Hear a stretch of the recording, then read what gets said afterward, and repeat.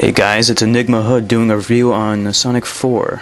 Sonic the Hedgehog 4 Episode 1 is the long-awaited sequel to the original Sonic games.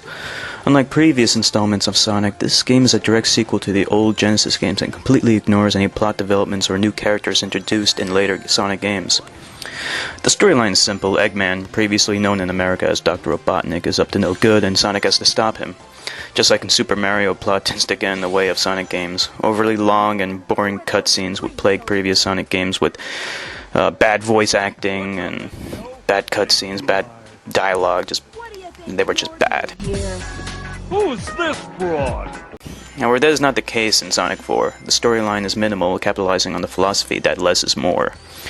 What really shines in Sonic 4 is its traditional 2D Sonic gameplay. Unlike the Genesis game, Sonic 4 adds a homing attack, which has been a staple feature in recent Sonic games. The homing attack actually works quite well and adds to the platforming gameplay rather than detract from it. Sonic 4 is heavily inspired by Sonic 1 and 2 and feels more like a remix of those games rather than a true sequel. But make no mistake, this game is definitely not a remake of those games, and the level design is completely original and well made. However, the control and physics don't feel quite right. Sonic simply doesn't feel like how he did in the old Genesis games. It's not bad by any means, and certainly feels more accurate than the 2D sections in Sonic Unleashed, but it's not perfect, and could have been improved upon. The other problem is the length of the game. For $15, there should have been more, or the price should have been less. Sonic 4 contains 4 zones with 3 acts each, and 1 boss act plus a final zone. A final minor gripe would be the difficulty. The game's a little too easy, while the final boss is ridiculously hard. It would have been nice to have more of a gradual increase in difficulty rather than suddenly have such an immense leap at the end.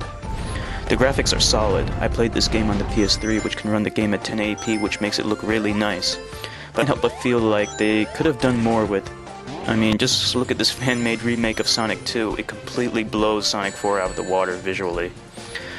But the graphics in Sonic 4 are not bad by any means, and they get the job done. Sound is good. The music is a throwback to the Genesis days, with some tracks sounding better than others. For the most part, the retro tunes are appropriate. All in all, Sonic 4 is a great game, and definitely worth the purchase despite its short length. I give it an 8 out of 10.